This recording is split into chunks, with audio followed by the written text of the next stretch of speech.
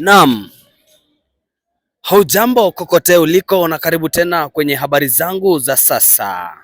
Ukiwa unajiunga na sisi kwa mara ya kwanza, karibu tena. Picha hizi zikiwa ni picha zenye huzuni. Sehemu hii iliyojawa ndege hawa unawatazama kwenye video hii. Ndege hawa ambao wanajulikana kama ndege wanaokuwa na uwezo wa kukula hata mabaki ya binadamu au tuseme mwili wa binadamu, wakiwa wanaonyesha kuwa sasa hivi wana njaa si haba. Sehemu hii wengi mtaweza kuikumbuka nitakapotaja jina Kware, kwani Kware ilikuwa sehemu ambako miili ya watu wengi yaliweza kupatikana, huku serikali ikiahidi Wakenya wataweza kufanya uchunguzi wa kutosha na kuweza kuhakikisha kuwa waliohusika katika mauaji ya Wakenya waliopatikana miili yao ikienea katika eneo hili wataweza kupata fidia. Swali kuu likiwa limebaki katika akili za watu ni kwa nini aliyekuwa mshukiwa mkuu wa mauaji sehemu hii aliweza kutoroka kutoka gereza na alikokwenda bado hakujaweza kujulikana mpaka wa sasa. Swali la dosika au swali kuu likiwa ni kwa nini mtu anaweza kutoka kwenye mikono ya serikali na kuweza kupotea kabisa asiweze kuonekana tena. Hapa nimeweza kutembea sehemu ambao Wakenya wengi waliweza kuaga dunia, huku wauaji waliosababisha vifo vyao wasitambulike na leo.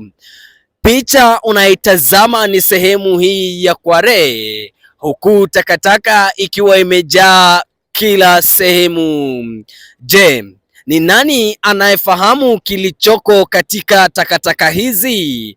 Je, kuna uwezekano wa miili zaidi za binadamu kupatikana katika sehemu hii iwapo serikali itaweza kuingilia na kufanya juhudi za kuweza kufukua kile ambacho kimeweza kufichwa katika sehemu hii ya Kware?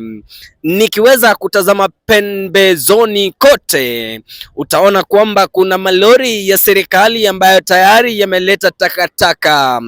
Je, ni takataka tu au ni uchafu ambao usiweza kufichuka katika macho na kamera za binadamu? Haya na mengine mengi nimeweza kuandalia katika makala haya, nikiweza kufahamisha kinaga ubaga ni kwa nini binadamu wamekosa sehemu ya kuishi, wengine wao wakichukua sehemu hii kuwa makazi yao. Unatambua kwamba magunia unayaona mbele yangu, magunia haya yamegeuka kuwa nyumba za binadamu sehemu hii ya Kware. Ni kwa nini serikali imeshindwa kuwatetea wananchi wake na kuweza kuwashughulikia ipasavyo ili kuweza kuwatoa katika uchafu huu?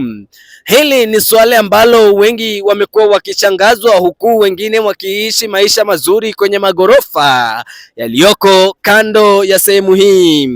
Nikiweza kufahamisha kinagaubaga ni kwamba sehemu hii ni sehemu